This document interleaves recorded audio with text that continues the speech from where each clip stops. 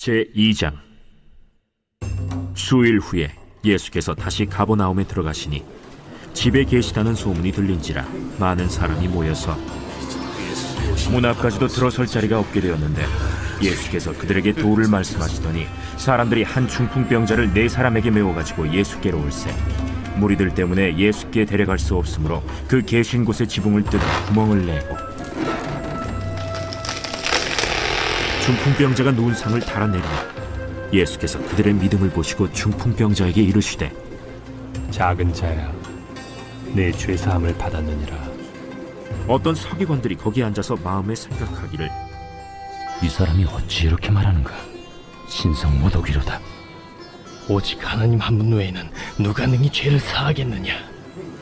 그들이 속으로 이렇게 생각하는 줄을 예수께서 곧 중심에 아시고, 어찌하여 이것을 마음에 생각하느냐? 중풍병자에게 네 죄사함을 받았느니라 하는 말과 일어나 네 상을 가지고 걸어가라 하는 말 중에서 어느 것이 쉽겠느냐? 그러나 인자가 땅에서 죄를 사하는 권세가 있는 줄을 너희로 알게 하려 하노라. 하시고 중풍병자에게 말씀하시되, 내가 네게 이르노니 일어나 네 상을 가지고 집으로 가라. 그가 일어나 곧 상을 가지고 모든 사람 앞에서 나가거늘 그들이 다 놀라 하나님께 영광을 돌리며, 우리가 이런 일을 도무지 보지 못하였다. 오늘 구절 보시면은 이 나병 환자를 고치신 예수님에 대한 소문이 온 동네에 퍼졌습니다. 예수님이 머무시는 집에 사람들이 찾아와 발 디딜 틈도 없이 인산인해를 이루고 있는데요. 그때 4사람이 지붕을 뚫고 한 중풍병자를 예수님 앞에 달아내립니다. 이들의 믿음을 보신 예수님은 중풍병자를 고쳐주시죠. 중풍병자를 데려온 4사람의 믿음은 과연 어떤 믿음이었을까요? 오늘 본문에서 예수님이 머무신 장소는 예수님의 집일 가능성이 높습니다. 예수님이 전도를 위해서 가버나움을 떠나셨다가 다시 집으로 돌아오셨다라는 소문을 듣고서 사람들이 모여들었습니다.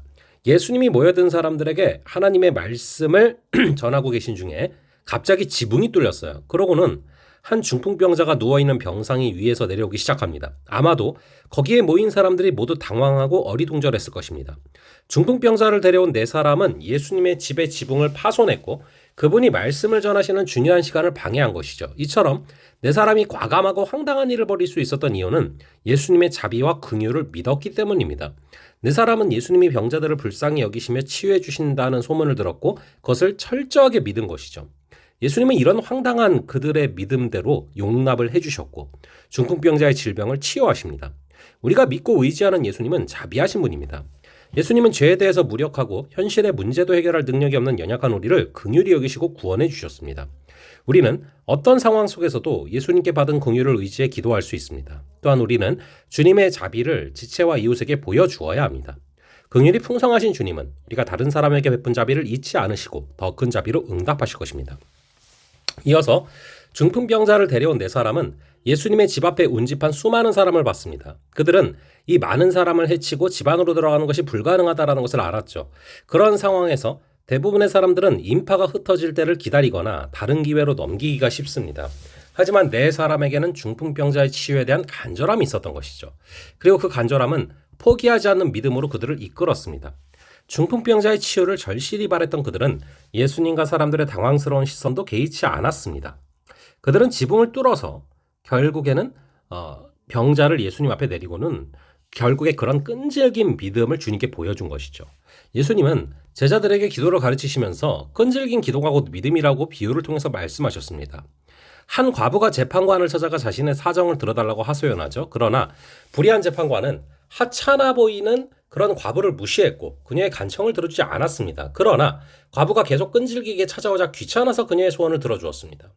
예수님이 이 비유를 통해서 응답이 더디다고 낙심하는 대신에 계속 하나님께 기도해야 된다는 것을 가르쳐 주십니다. 혹시 믿지 않는 가족의 구원을 위해서 기도하다가 변치 않는 그들의 모습에 낙심하고 기도를 중단하신 것은 아닙니까? 만약 그렇다면 포기하지 않는 믿음으로 계속 그들을 위해서 기도하시기 바랍니다. 가장 적합할 때 주님께서는 반드시 우리의 기도에 응답해 주실 것입니다. 우리에게는 응답을 바라는 기도 제목들이 있습니다. 기도 응답을 받기 위해서는 무엇보다 주님의 긍휼과 자비를 의지하시기 바랍니다. 그리고 기도하다 지칠지라도 더욱 간절함으로 기도를 하시기 바랍니다. 주님은 분명히 응답하실 줄로 믿습니다. 잠시 기도하겠습니다. 아버지 하나님, 오늘 말씀을 통하여서 중풍병자를 데려온 네 사람의 믿음을 바라봅니다.